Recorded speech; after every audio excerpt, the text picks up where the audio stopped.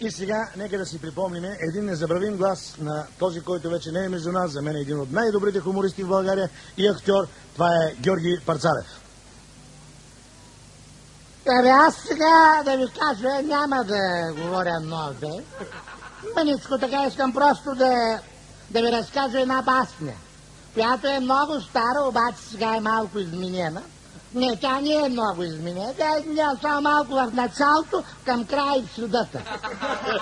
Иначе е също така си беше.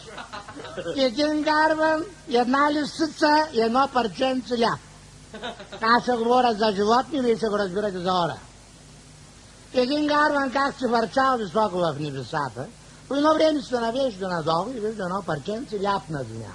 Нас се спуска ниско долу, взмалява, качва се на високо дърво и решава сладко да си го не изяде. Ти време отдолу и една гладна лисица, ма две не види.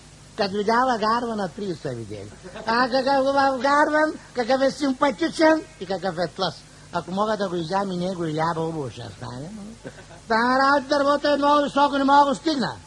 Баче аз съм хитра лисица. Като му кажа, че е много симпатичен, много красив, той ще се възгордее, отрано ще каже, ще се изтърви ляба и аз ще му го взема.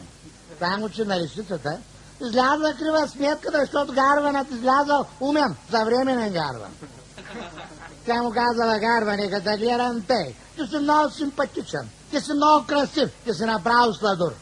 Възгордял се гарвана, наежал се, напирал се, само че преди да каже си сложил лява под едното крило и тогава се провикнал. Да, лисицо, аз съм много симпатичен, много красив, обаче си трябва. Не се издам, защото после не мога да се отърва от гарваниците. Тогава лисицата опитала втори път и му казала, гарване, казаха ми, ти си бил много добър естраден певец. А моля се, изпей ми една песничка, например, Дилайла от Том Джонски. Съгласил се гарван да пее, само че преди да започне да пее, сложил лява по другото крило и тогава се провинал. Като започнал да пее, получил се нещо, че едно взема аз да пея, на всички да се разбягат. Аз ще пея по-към края, да ви изгоня още в началото, де? Разбрала ли си, че не може да излъжи, опитала за трети, последен път и му казва. Гарване, ти седиш високо на дървото и си идеш хляб, а не знаеш, че в момента твоята жена се намира при твоя началник. Рекал гарвана, забрал за хляба и го изтървал.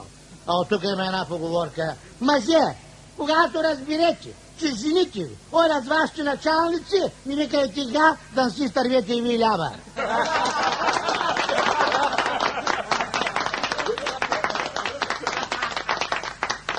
А сега ще извинявате, но искам да взема няколко, да попълна малко от тото, така, на няколко числа от тото. Например, аз имам 1, 5, 1, 6 и 1, 7. Така, следващото, кое трябва да бъде? Какво правиш тук? Моля се, не ме причемайте от тук. Не, питам те какво правиш. Какво правя? Не виж си тото правя, бе? Попълвам тото, искам да спечеля от тото. Ще миналата година не